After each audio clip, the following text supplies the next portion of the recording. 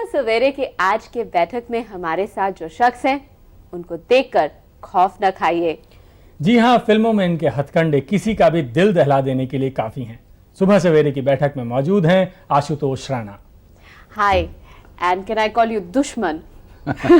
फिलहाल हम दोस्त बन जाए तो ज्यादा बेहतर है। चलिए, आपको एक्टिंग का भूत कब से सवार हुआ? अब इसको अगर आप भूत कहेंगे तो शायद मुझे लगेगा कि एक्टिंग कोई दूसरी चीज है और मैं कोई दूसरी चीज हूँ। ओके। मैंने एक्टिंग को और अपने आप को कभी जुदा करके नहीं देखा। मुझे लगा कि एक्टिंग मेरी जिंदगी का हिस्सा है या मैं एक्टिंग की जिंदगी का हिस्सा हूँ। ओके। या अगर आप सफर की बात करती हैं तो इस तरीके से कर सकते हैं कि मध्य प्रदेश के एक बहुत छोटे से गांव का मैं रहने वाला हूँ, गाडरवारा का। वहाँ रामलीलाएं किया करता था जी। और 4 साल की स्टेज पे आ गया, 4 साल की एज में। और उसके बाद मैं बढ़ने लगा तो स्कूल कॉलेजेस में मैंने नाटक करने चालू कर दिए, फिर यूनिवर्सिटी में आ गया, फिर वहाँ पे भी मैं यूथ फेस्टिवल वगैरह में पार्टिसिपेट करने लगा थिएटर को लेके।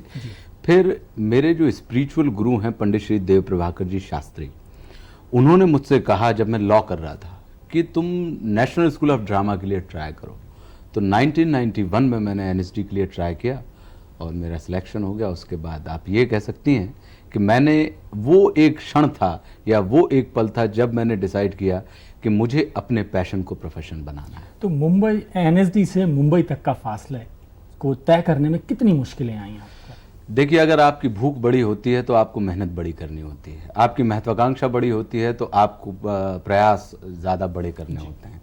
इनको मैं मुश्किलों के तौर पे नहीं लेता हूँ, मैं इसको प्रयास के तौर पे ले लेता हूँ। तो मुझे लगता है कि अगर मेरा सपना बड़ा था तो उसकी तैयारी मुझे बड़ी करनी पड़ी। और इत्तेफाक की बात है, मैं लकी भी हूँ शायद कि मुझे वो समय ज़्यादा नहीं लगा। जी। मैं 1994 में 1994 में मैं बॉम्बे पहुँचा और फिर अभी 1999 में मैं आपके स्टूडियो में बैठा हुआ हूँ संघर्ष लेके, अपनी तीसरी फिल्म लेके। आशुतोष, आपकी पहली हिट फिल्म थी दुश्मन। ये रोल आपको ऑफर कैसे हुआ? मैंने महेश भट्ट साहब के साथ स्वाभिमान कर रहा था, फिर तमन्ना में 3 सीन का रोल किया। फिर भट्ट साहब ने मुझसे कहा कि तुम गुलाम में 1 सीन का रोल करो, तो मैंने वो किया। और मुझे नहीं पता था कि वो 1 सीन का रोल मुझे दुश्मन के मेन विलेन तक पहुंचाएगा। लेकिन हाँ, इतना संकेत जरूर मुझे मेरे गुरुजी से मिला था कि अवसर हमेशा छोटे होते हैं, परिणाम उसके विलक्षण होते हैं। अगर तुम्हें परिणाम विलक्षण ढूंढने हैं तो अवसर को हमेशा बड़ा देखने की कोशिश मत करना, वो बहुत छोटा होगा, बहुत आराम से दिखाई देगा और तुमको लगेगा कि शायद इसके अंदर इतनी बड़ी चीज़ नहीं आ सकती है। तो वो एक चीज़ थी कि गुलाम के उस एक सीन ने मुझे दुश्मन के मेन विलेन तक पहुंचाया। आशुतोष, दुश्मन में जो आपका रोल था उसे लोग आज भी याद करते हैं, तो आप अपने कैरेक्टर को किस तरह अप्रोच करते हैं? मैं विश्वास करता हूं अमर होने में, जो कि हर इंसान विश्वास करता है। और इंपॉर्टेंस किस चीज़ की होती है? जब मैं पढ़ता था तो मुझे लगता था कि जो चीज़ इंपॉर्टेंट होती है सबसे ज़्यादा, उस चीज़ की क्वालिटी होती है कि वो कभी ख़त्म नहीं होती। और ख़त्म होने वाली चीज़ होती है हमारा शरीर। जो चीज़ ख़त्म नहीं होती है वो होता है हमारा थॉट। तो मैंने किसी इंसान की बॉडी को पकड़ने से ज़्यादा उसके थॉट को पकड़ने की कोशिश की है, इसलिए शायद वो इतना प्रभावशाली रहा। और कहीं ना कहीं मेरी ये अप्रोच भी ज़िंदगी में है कि मैं किसी इंसान की बॉडी को नहीं पकड़ना चाहता, उसके मस्तिष्क को पकड़ना चाहता हूँ, या उसके मस्तिष्क में स्थान बनाना चाहता हूँ, या उसके विचारों में अपनी जगह बनाना चाहता हूँ। आप एक थिंकिंग एक्टर हैं, कैसे सरवाइव करते हैं आप इस फिल्म इंडस्ट्री में? मुझे लगता है कि जो थिंकर होता है वो हमेशा सरवाइव करता है, और एक्टिंग सिर्फ मेरा डिपार्टमेंट हो सकता है, पर इसमें एक्टिंग सिर्फ मेरा प्रोफेशन हो सकता है। लेकिन मैंने जैसे कि कहा कि अगर मैं एक्टिंग को अलग करके देखता या अपने एक्टर को अलग करके देखता तो शायद एक्टर को सरवाइव कर पाना मेरे लिए बहुत मुश्किल होता। लेकिन मैं as a Ashutosh Rana survive होना चाहता हूं। तो जो आशुतोष राणा है वो आशुतोष राणा जब मैं पेश कर दूंगा तो मुझे नहीं लगता, मैं तो बरगद हूं, मुझे आप कहीं पे भी पत्थर पे फेंकेंगे तो मैं पत्थर पे जड़ें जमा लूंगा। अगर आप मुझे कीचड़ में फेंकेंगे तो मैं कीचड़ में जड़ें जमा लूंगा।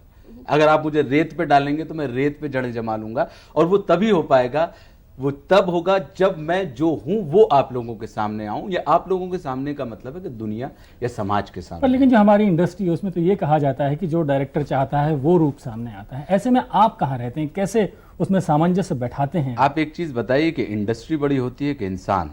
इंडस्ट्री से इंसान बनता है या इंसान से इंडस्ट्री?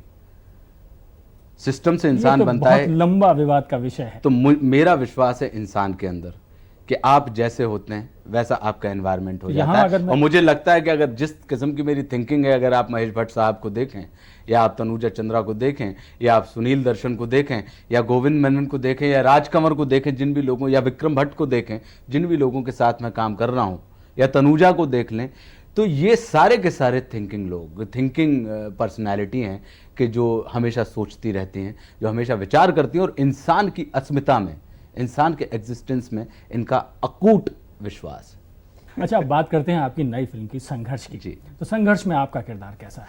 संघर्ष में जैसा कि मैंने कहा कि ये इंसान है जो अमर होने में विश्वास रखता है, और इस सदी का सबसे बड़ा पापी है, इस सदी का सबसे बड़ा अंधविश्वासी है, और ये पापी पहले भी था, आज भी है, और ये कल भी रहेगा। इससे मुक्ति आपको नहीं मिलेगी।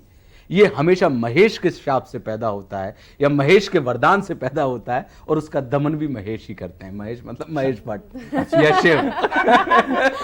तो ये महेश की ही लेखनी से निकला, ये कोइंसिडेंस है। जी। तो लज्जा शंकर पांडे जो है वो इस किस्म का इंसान है जो कभी भी मरना नहीं चाहता, और इसका विश्वास है कि शायद मैं बच्चों की जब बलि दूंगा, जी। बच्चों की नरबलियां देके कि एक इंसान की एवरेज एज होती है 100 साल, और अगर मैंने 8 साल के किसी बच्चे को मार दिया तो उसका जो 92 साल है, वो मेरा 92 ईयर्स है, वो मेरा होगा। और ऐसे अगर मैंने 100 बच्चे मार दिए तो शायद मैं 9000 साल का हो जाऊं। तो इस चीज में इसका बिलीफ है, और यही चीज जो हमारे ये 21वीं सदी का विलन है, ये कंटेम्परेरी विलन है। कंटेम्परेरी इसलिए कि जो हमेशा रहता है, शाश्वत रहता है, कालजयी होता है। कि हमारे साइंटिस्ट जो हैं वो क्या कर रहे हैं, लेबोरेटरीज में वो रिसर्च करते हैं, खरगोश मारे जाते हैं, चूहे मारे जाते हैं, एक लैंप से 1000 लैंप पैदा की जाती हैं। वो किस लिए पैदा की जाती हैं? कहीं ना कहीं हम मौत पे विजय पाना चाहते हैं।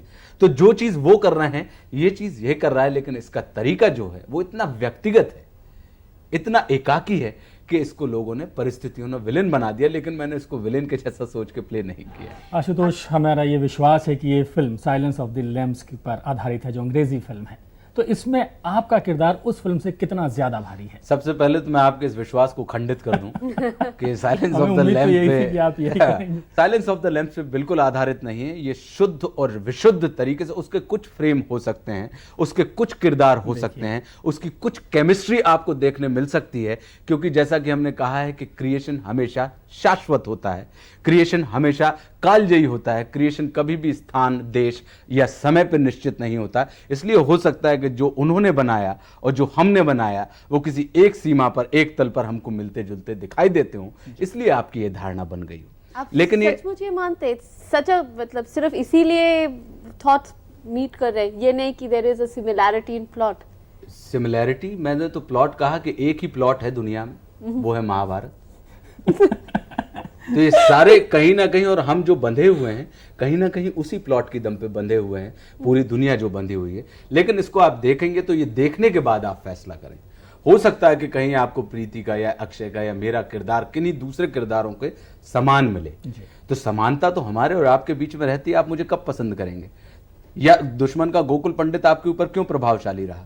उसकी वजह यह है कि आपने अपनी निजी जिंदगी में ऐसे किसी इंसान को अनुभव किया है, या ऐसे किसी इंसान से आपका साक्षात्कार हुआ है, इसलिए वो आपके ऊपर इंप्रेशन छोड़ता है। तो अगर साइलेंस ऑफ द लैम्प्स या संघर्ष की आप बात करते हैं एक हिस्से में कि नहीं ये किरदार मिलते हैं, नहीं ये चीजें एक दूसरे से जुड़ती हैं, मिलती हैं, तो कहीं ना कहीं वो इसलिए कि आपने ऐसे किसी इंसानों को कहीं ना कहीं एक्सपीरियंस किया हुआ है। आशुतोष, एक आखिरी सवाल आपसे पूछूंगा। आप 4-5 साल से फिल्म इंडस्ट्री में हैं, आप अपनी हिंदी को इतना शुद्ध कैसे रख पाए? क्योंकि मैं हिंदी में सोचता हूँ, हिंदी में सपने देखता हूँ। मेरे अपनों की भाषा हिंदी है, मेरे सपनों की भाषा हिंदी है, मेरे व्यवसाय की भाषा हिंदी है, मेरे देश की भाषा हिंदी है। तो मेरा विश्वास है कि कोई भी भाषा जब आप बोलते हैं तो उसको उसके हिसाब से बोलना चाहिए। भाषा को अगर आप बिगाड़ेंगे तो भाषा आपको बिगाड़ देगी। आशुतोष, आप एक मैं सवाल उनसे पूछूंगी कि क्या आप कभी हीरो बनना चाहते थे और इसमें विलन बन गए हैं? मैं किसी भी फिल्म को या किसी भी किरदार को हीरो और विलन के तौर पे करता ही नहीं हूं। जैसा कि मैंने कहा कि लज्जा शंकर पांडे जो संघर्ष का है, इस सदी का सबसे बड़ा पापी है, इस सदी का सबसे बड़ा अंधविश्वासी है, वो आदमी मैंने एक विलेन के तौर पे पेश नहीं किया है। वो अपने अर्थों में, सच्चे अर्थों में अपने आप को हीरो मानता है। विश्वास ही जीवन है। तो मुझे लगता है कि विश्वास हर विलेन की या हर हीरो की जिंदगी का मेन मुद्दा होता है, या मेन तथ्य होता है, या मेन सत्य होता है। बहुत खूब आशुतोष। आशुतोष, आप सुबह सवेरे हमारी बैठक में इतनी खूबसूरत सुंदर बातें की, इतने अच्छे तर्क दिए, आपका बहुत बहुत शुक्रिया। मुझे लगता है कि लोगों की सुबह ना बिगाड़ती हूँ मैंने। Thank you so much, Ashutosh, for being with us, and your philosophy is just great. Thank you.